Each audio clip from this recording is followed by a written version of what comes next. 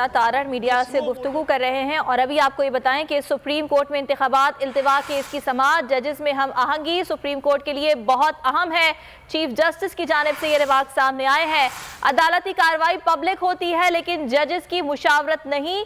Note के मुताबिक 4 जजेस ने खुद को बेंच से अलग किया है। बेहतर तरीका ये था कि लिखते कि 4 जजेस को बेंच से निकाला गया है।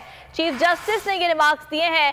9 रुकनी बेंच के फैसले में कहीं नहीं लिखा कौन रजाकाराना अलग हो रहा है। किसी ने बेंच से अलग होना हो तो जुडिशियल ऑर्डर लिखा जाता है। असर नौ तश्कील में तमाम 5 नए जजेस आ जाते तो क्या होता। जस्टिस एजाजुल एहसन की जानिब से इस्तफसार किया गया क्या नया बेंच पुराने 2 जजेस के फैसलों को साथ मिला सकता है।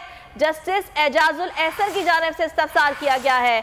नया बेंच तश्कील देना जुडिशियल हुक्म था, इंतजामी नहीं। जस्टिस एजाजुल एहसन ने ये रिमार्क्स भी दिए हैं। जी हाँ, इस केस की समाअत जारी है। सुप्रीम कोर्ट में इंतखाबात इल्तवा का ये केस है। में ये रिमार्क्स दिए गए हैं कि जजेस में हमाहंगी सुप्रीम कोर्ट के लिए बहुत अहम है। अदालती कार्रवाई पब्लिक होती है लेकिन जजेस की मुशावरत नहीं। चीफ जस्टिस की जानिब से कहा गया कि नोट के मुताबिक 4 जजेस ने खुद को बेंच से अलग कर लिया। बेहतर तरीका यह था कि लिखा जाता कि 4 जजेस को बेंच से निकाला गया।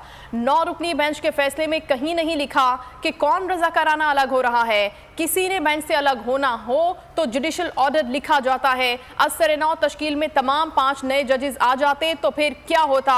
ये भी जजेस की जानिब से रिमार्क्स दिए गए। बुलेटिन में यहां वक्त हुआ है ब्रेक का। ब्रेक के बाद देखिए।